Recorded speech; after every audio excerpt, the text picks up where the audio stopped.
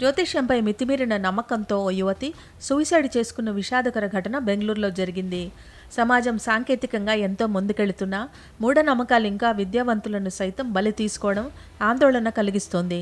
Software ఉద్యోగినిగా సమాజంపై కనీస అవగాహన ఉన్నప్పటికీ జ్యోతిష్యుడి మాటలకు భయపడి ఆ యువతి తనువు చాలించడం అందరినీ కలిచివేస్తోంది. బెంగళూరులోని బాగలకుంటే ఎంఈఐ లేఅవుట్కు చెందిన విద్యాజ్యోతి ప్రముఖ సంస్థలో సాఫ్ట్వేర్ ఇంజనీర్గా పనిచేస్తోంది. 9 రోజుల క్రితమే తను ప్రేమించిన యువకుడిని వివాహం చేసుకుంది. కొత్త జీవితం ప్రారంభమై పట్టుమని 10 రోజులు కూడా కాకముందే ఒక జ్యోతిష్యుడి అశాస్త్రీయ జోస్యం ఆమె జీవితంలో చీకట్లో నింపింది.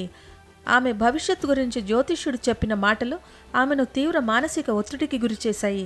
వర్క్ ఫ్రం హోమ్ చేస్తున్న విద్యాజ్యోతికి జ్యోతిష్యుడు పరిచయమయ్యాడు. నీకు ఆయుష్ తక్కువగా ఉంది, త్వరలోనే చనిపోతావు అంటూ అతను ఆమెను తీవ్రంగా భయపెట్టాడు. అంతటితో ఆగకుండా ఆ గండం నుంచి గట్టెక్కాలంటే 9 రోజుల పాటు ప్రత్యేక పూజలు చేయాలని సూచించాడు.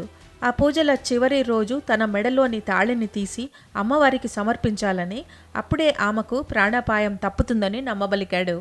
అతని మాటలను గుడ్డిగా నమ్మిన విద్యాజ్యోతి 9 రోజులు తీవ్ర భయాందోళనల మధ్య పూజలు చేసింది. శుక్రవారం నాటికి పూజలు ముగియడంతో అతను చెప్పినట్లుగా తన మంగళసూత్రాన్ని అమ్మవారికి అర్పించే క్రమంలో ఆమె తీవ్ర వేదనకు లోనైంది.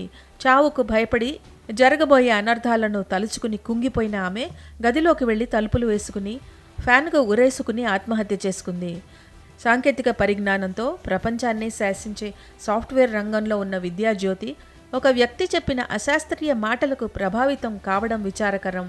మూఢనమ్మకాలు కేవలం నిరక్షరాస్యులకే పరిమితం కాదని, విద్యావంతులు కూడా వీటి ఉచ్చులో పడుతున్నారని ఈ ఘటన నిరూపిస్తోంది. మోసపూరిత జ్యోతిష్యుల మాటలు నమ్మి విలువైన ప్రాణాలను బలి తీసుకోవద్దని సామాజిక కార్యకర్తలు, పోలీసులు విజ్ఞప్తి చేస్తున్నారు.